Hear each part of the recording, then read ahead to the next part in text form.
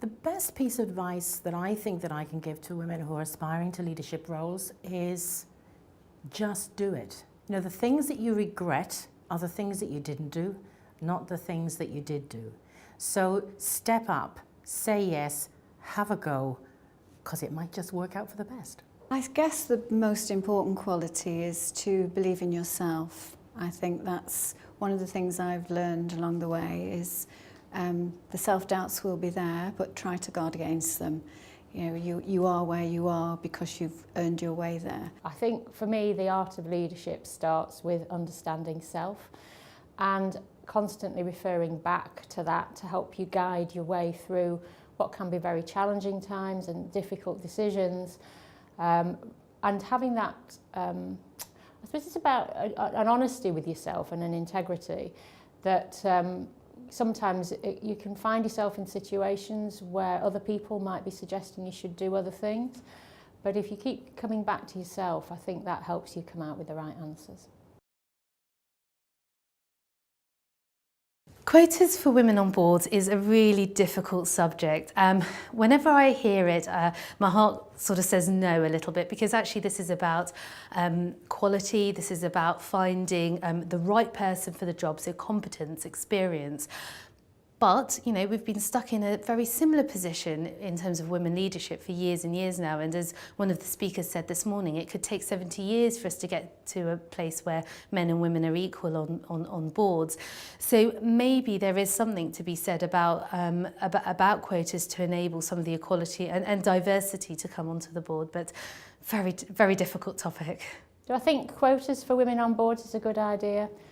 I don't really think so. I think what I would rather see is organisations having the kind of culture that supports the best people and wants to get the best out of people, and that will enable women to step into those places. I've personally been fortunate, I think, in the way that I've been able to work with boards and been at board level for a long time now. I'm always concerned that if there are quotas, then whoever is in that quota will always be labelled potentially with that stigma of, well, you're only there because we had to make up the numbers. I absolutely do believe that quotas are essential. If you look back in time, the only thing that actually makes a radical difference is legislation. And I think we're skirting around the edge. So I'm one of the very few people probably who is absolutely pro-quota. And I don't believe that there is a single FTSE 100 chairman, and they are all chairmen, who would actually risk his profession by taking on a woman who was less than able to do the job. Quotas for women on boards, I think, can be seen in two different ways, really. Yes, positive in terms of ensuring action to raise the profile of women, etc. But from a personal perspective, if I'm going to be on a board or I'm going to get a job, I'd rather get it because I'm the best person to fulfil that role, rather than somebody make an exception. And I think many of my women colleagues would probably feel the same way about that.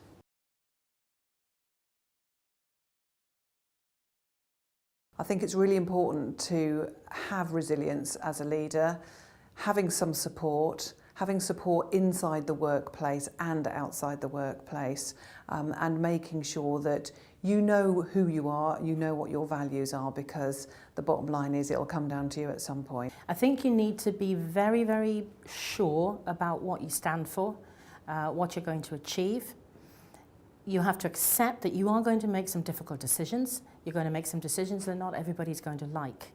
But you will like yourself more if you stand up for what you believe in and take those ideas forward. Be true to yourself, be strong with yourself, keep moving forward. All of my work has been about making a difference for patients. At the end of the day, if I know that what I'm doing is making that difference, and I can look at myself in the mirror any morning, that gives me the courage and the resilience to carry on. What keeps me resilient as a leader is being very positive in my approach. I love dealing with people, I enjoy people, I network a lot, I like variety in my job, and there's always a new challenge, and I see a challenge as something positive, something that can make me more resilient and resourceful. Well, what helps keep me resilient is having a great support network, and if that's my peers or from other leaders within the NHS and outside of the NHS as well. And I think that's really important, and also I think it's really important to make sure there are people who you connect with in terms of your values, who are not just from your profession. So it's great to meet like-minded clinicians or like-minded accountants, and make sure that we always support each other and work together with people who have the same values as us.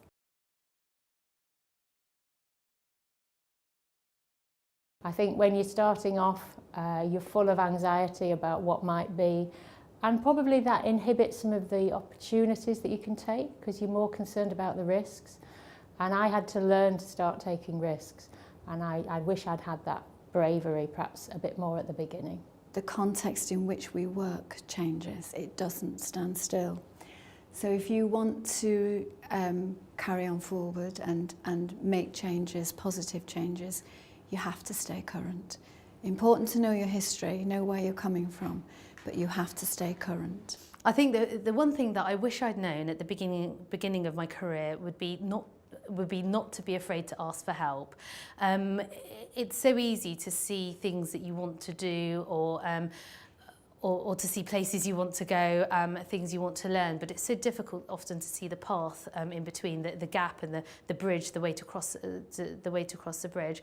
And actually, there's often somebody that can give you a helping hand, that can support you, and you in turn will be able to support them in a different way. But just don't be afraid to ask. You might get knocked back, but more and more people are recognising that you need to support the team around you for your own benefit as well as others. It's a very long haul. When I was in my 20s, I thought if I hadn't made it, I wasn't sure what making it meant, but I thought if I hadn't made it by the time I was 30, then there was no hope for me. I'm officially now retirement age, and I'm still thinking, hey, I might have 20 years left. So there's plenty of time, don't rush.